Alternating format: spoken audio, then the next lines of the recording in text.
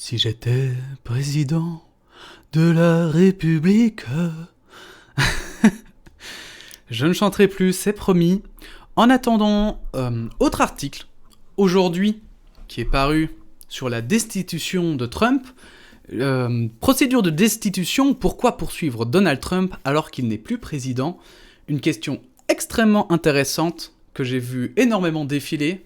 Beaucoup notamment de détracteurs des opposants de Trump qui en profitent un peu de cette annonce pour dire bah c'est pour faire de la publicité, mais du coup aussi qui influencent des personnes qui ne savent juste pas en fait pourquoi et qui se disent aussi elles-mêmes bah pourquoi lancer une procédure de destitution alors qu'il n'est plus président. Moi-même, je m'étais posé la question, je m'étais dit bon bah c'est beau pour le geste, mais ça sert à rien, soyons honnêtes une seconde. Bon, retirer quelqu'un d'un poste pour lequel il n'a plus de fonction, c'est joli, mais ça sert à rien. Bref, en tout cas, ici on a un article récapitulatif et du coup je me suis dit qu'on pourrait le lire ensemble afin peut-être d'aider certains à comprendre de quoi il en retourne. Le procès en destitution de Donald Trump commencera la deuxième semaine de février au Sénat, après la transmission à la Chambre haute de l'acte de mise en accusation de l'ancien président en début de la semaine prochaine. Mais pourquoi poursuivre une procédure de destitution à l'encontre d'un ancien président? Mais c'est la question que l'on se pose tous, Jamy. Et j'ai oublié de changer de scène encore, mais c'est terrible, hein. C'est terrible, ça me poursuit, hein. Ça me poursuit. Pourtant, je stream, donc je sais. Pas comme si c'était quelque chose de nouveau pour moi. 1. Pour marquer l'histoire des États-Unis. Donald Trump est accusé d'avoir encouragé ses partisans à se lancer à l'assaut du Capitole le 6 janvier, au moment où les élus du Congrès certifiaient la victoire de son rival démocrate à la présidentielle. Vous ne reprendrez jamais notre pays en étant faible, vous devez montrer de la force et vous devez être fort, avait-il lancé à ses supporters, bizarre comme mot, peu avant qu'ils envahissent le Capitole, semant le chaos et la violence. 5 personnes sont mortes pendant cette attaque.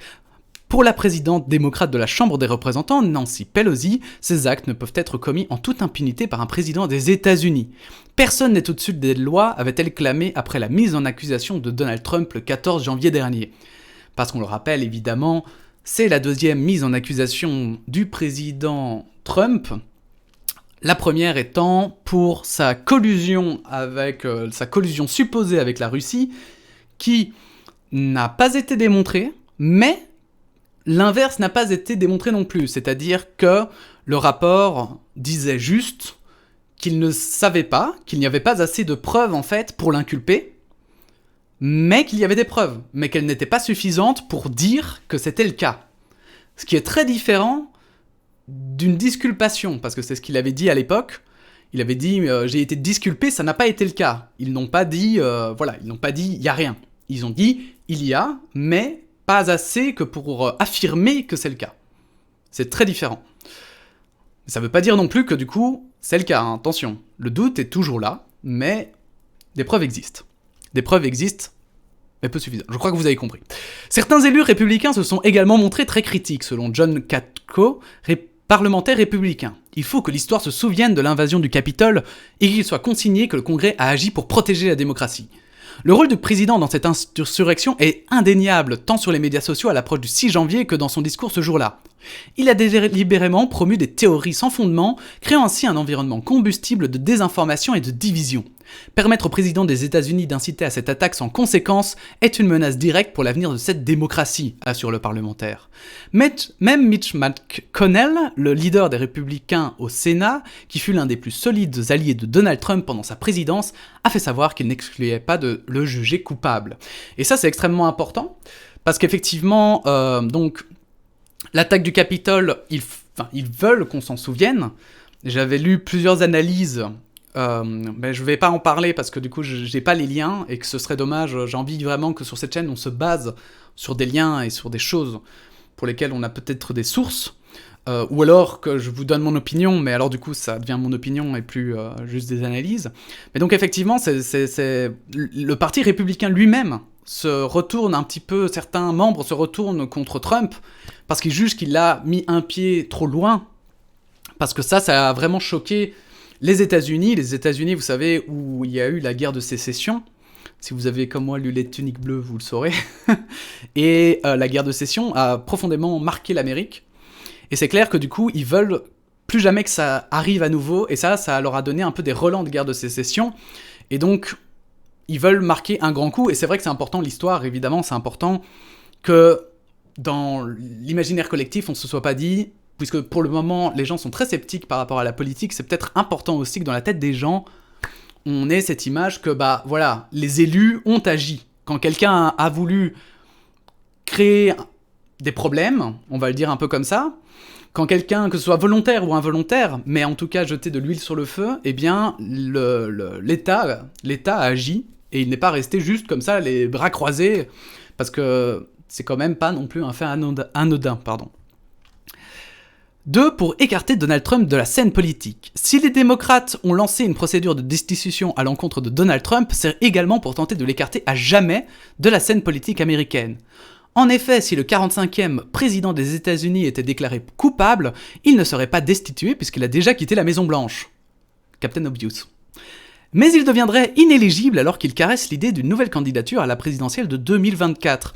Et ça, pour moi, c'est déjà un argument beaucoup plus recevable que les précédents, en fait, que le précédent. C'est que, effectivement, l'histoire, c'est bien beau, mais il y a un moment donné, il faut aussi se tourner vers le futur et lancer une procédure aussi lourde, aussi chiante. J'étais un peu sceptique sur le fait que ça puisse vraiment être utile et nécessaire, alors que là, par contre, c'est vrai qu'en fait, s'il est jugé coupable, il deviendra inéligible. Et s'il est inéligible, ça veut dire qu'il ne pourra pas se représenter en 2024, ce qui va laisser des partisans... Voilà, il s'en plaindra, mais en même temps, d'un autre côté, c'est lui enlever aussi une partie du pouvoir qu'il aura et aussi une partie, du coup, de l'influence. Et ça peut être très important. Maintenant, ce qui peut être aussi inquiétant, c'est que Donald Trump sait très bien manier les mots, et il faut toujours faire attention, parce que il faut pas le transformer en martyr non plus. Voilà. Maintenant, je sais pas quelle est votre opinion, n'hésitez pas évidemment à la dire en commentaire, à la donner, et c'est avec plaisir que je la lirai. Pas de pension, pas d'assurance maladie. Comme le rapporte la BBC, si la procédure de destitution aboutit, c'est pas facile à dire destitution, Donald Trump ne pourra plus bénéficier des avantages accordés traditionnellement aux anciens présidents des États-Unis.